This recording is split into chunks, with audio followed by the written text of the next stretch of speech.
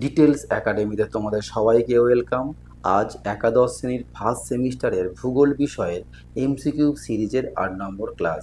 আজ আমরা এই ক্লাসে প্রাকৃতিক ভূগোলের চতুর্থ ইউনিট অর্থাৎ আবহাওয়া ও জলবায়ু এই ইউনিটটা থেকে 15টি কোয়েশ্চেন নিয়ে আলোচনা করব। অর্থাৎ আজ চতুর্থ ইউনিটের দ্বিতীয় ক্লাস। আগের এই চতুর্থ ইউনিটের প্রথম ক্লাসের মতো আজও আমরা এই ক্লাসে বায়ুমণ্ডলের উপাদান ও গঠন এই টপিকটা নিয়ে আলোচনা করব।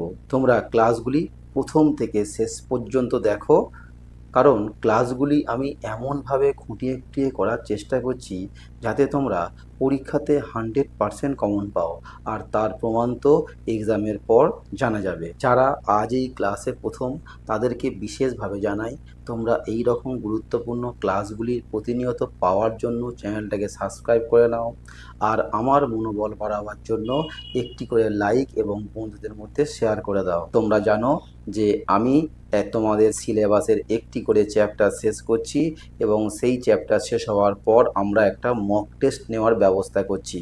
তোমরা অবশ্যই প্রতিটি ক্লাস করো, প্রতিটি চ্যাপ্টারকে খুঁটিয়ে পড়ো এবং তারপরে সেই মক টেস্ট দেওয়ার চেষ্টা করো।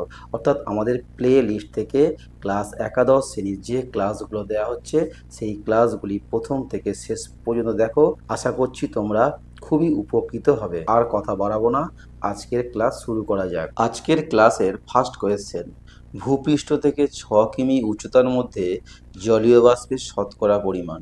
Option A 60%, option B 70%, option C 80% আর অপশান ডি 90%।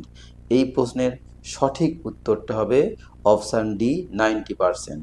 অর্থাৎ আমরা জানলাম জলীয় বাষ্পের বেশিরভাগ অংশটাই ভূপৃষ্ঠ থেকে 6 কিমির মধ্যেই অবস্থান করে, তাই এই অংশেই জলীয় বাষ্পের কারণে বৃষ্টিপাত, তুষারপাত, ঝড় ঝঞ্ঝা প্রভৃতি প্রাকৃতিক ঘটনাগুলো ঘটতে থাকে। নেক্সট কোয়েশ্চেন নম্বর 2, নিম্নের কোনটি বায়ুমণ্ডলের স্থায়ী gas? Option A nitrogen, option B oxygen, option C argon আর অপশান ডি সবগুলি। এই প্রশ্নের সঠিক উত্তরটা হবে অপশান ডি সবগুলি। এই নাইট্রোজেন, অক্সিজেন, আর্গন এরা বায়ুমণ্ডলের সব স্থায়ী গ্যাস।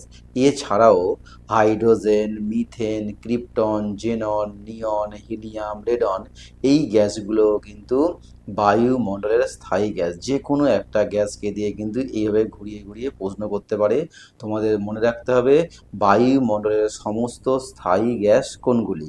নেক্সট কোয়েশ্চেন নম্বর 3, বায়ুমণ্ডলের উপাদানগুলিকে গঠন অনুসারে প্রধান কয় ভাগে ভাগ করা যায়?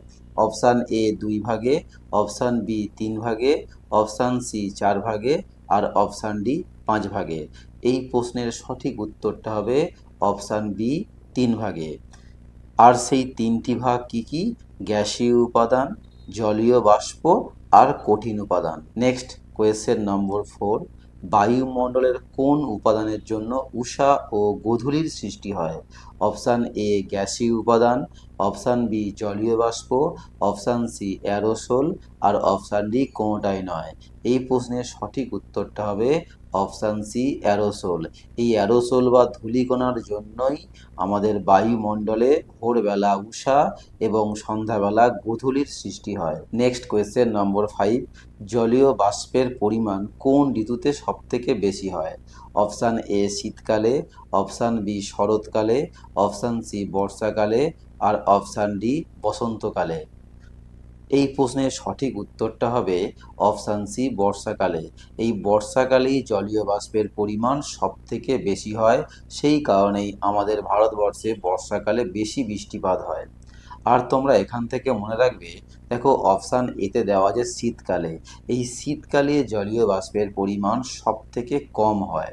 অর্থাৎ কোন ঋতুতে জলীয় বাষ্পের পরিমাণ সবথেকে বেশি হয় এবং কোন ঋতুতে জলীয় বাষ্পের পরিমাণ সবথেকে কম হয় তোমাদের মনে রাখতে হবে।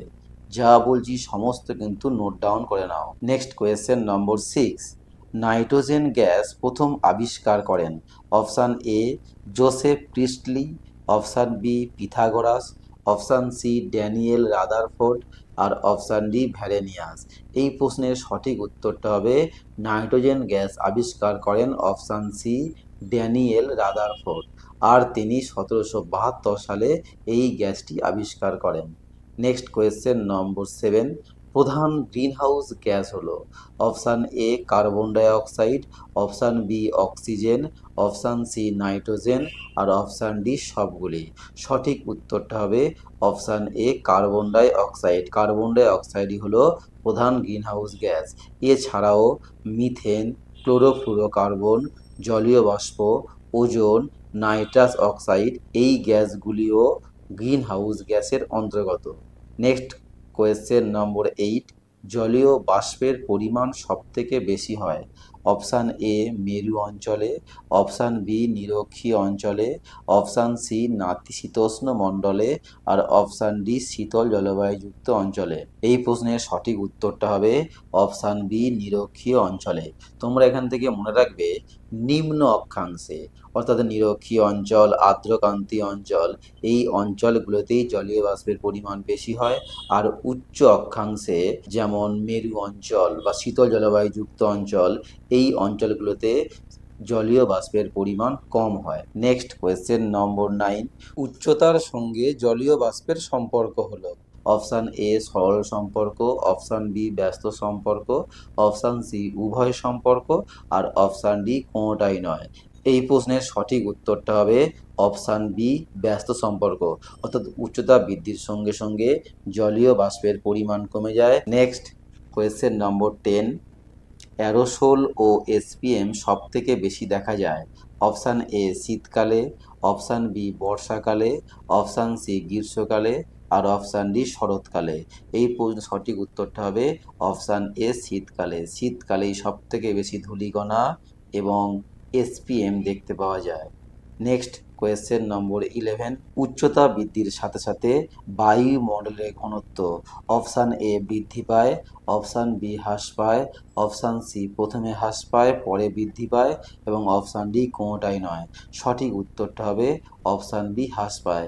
যত উচ্চতা বাড়বে তত বায়ুমণ্ডলের ঘনত্ব কমে যাবে।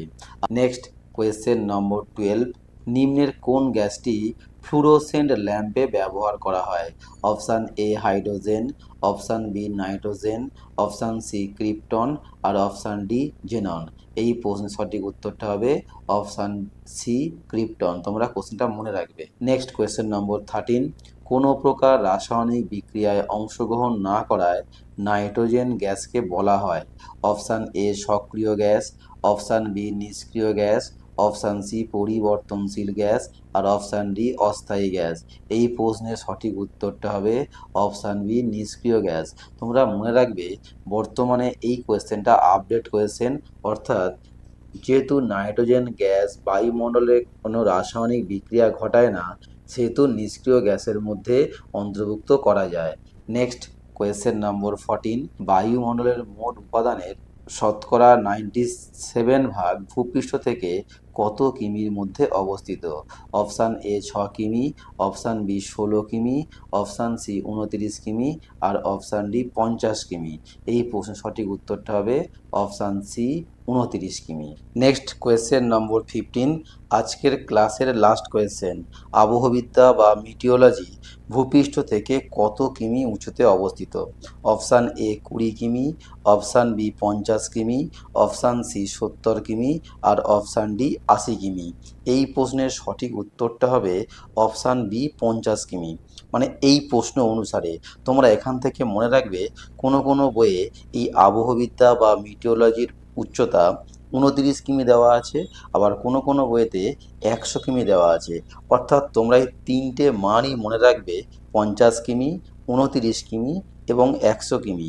এই তিনটে উচ্চতাই আবহবিদ্যা বা মিটিওলজির উচ্চতা। এবারে পরীক্ষাতে যেমনটা অপশান দেবে ঠিক অপশান অনুসারে তোমরা বুঝে উত্তর লেখার চেষ্টা করবে।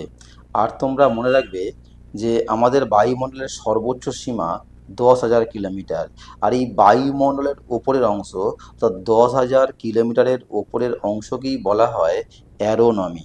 তাহলে আমরা আজকে জানলাম অ্যারোনমি কি, এটাও কিন্তু তোমরা খুব ভালো করে মনে রাখবে। আজকের ক্লাসটা আমি এখানেই শেষ করলাম। তোমাদের সঙ্গে দেখা হবে নেক্সট ক্লাসে। ক্লাসগুলো তোমাদের কেমন লাগছে তোমরা কিন্তু অবশ্যই কমেন্ট বক্সে কমেন্ট করে জানাও।